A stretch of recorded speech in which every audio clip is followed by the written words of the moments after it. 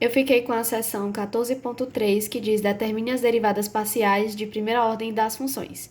Questão 18. A função fxy, que é igual a x elevado a y. Primeiramente, eu vou resolver a derivada parcial da função, ou seja, df em relação a x. Então, deu x. Aqui, nós vamos resolver a derivada normalmente, uma vez que a gente está derivando em relação a x. Então, esse y ele vem como uma constante, x elevado a y menos 1. Essa é a derivada parcial da função em relação a x. Agora, a derivada parcial da função, df, em relação a y, vai ser um pouco diferente.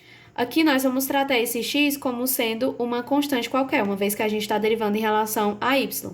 Então, a gente vai usar a derivação da função exponencial, que é simplesmente x elevado a y vezes ln de x.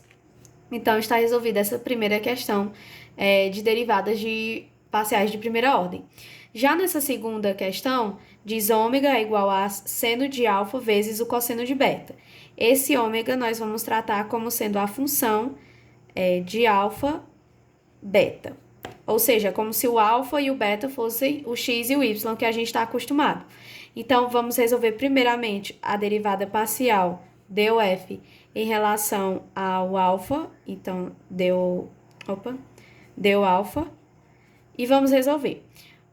Nesse caso aqui, a gente vai tirar a derivada somente do seno de alfa, que é o que nos interessa. Então, a derivada do seno, cosseno de alfa. E aqui, como está multiplicando, a gente vai apenas repetir esse cosseno de beta. Agora, vamos tirar a derivada parcial em relação ao beta. Isso aqui, como não nos interessa e está multiplicando com o beta, que é o que nos interessa, nós vamos repetir. Então, vai ficar seno de alfa vezes a derivada do cosseno, menos o seno de beta.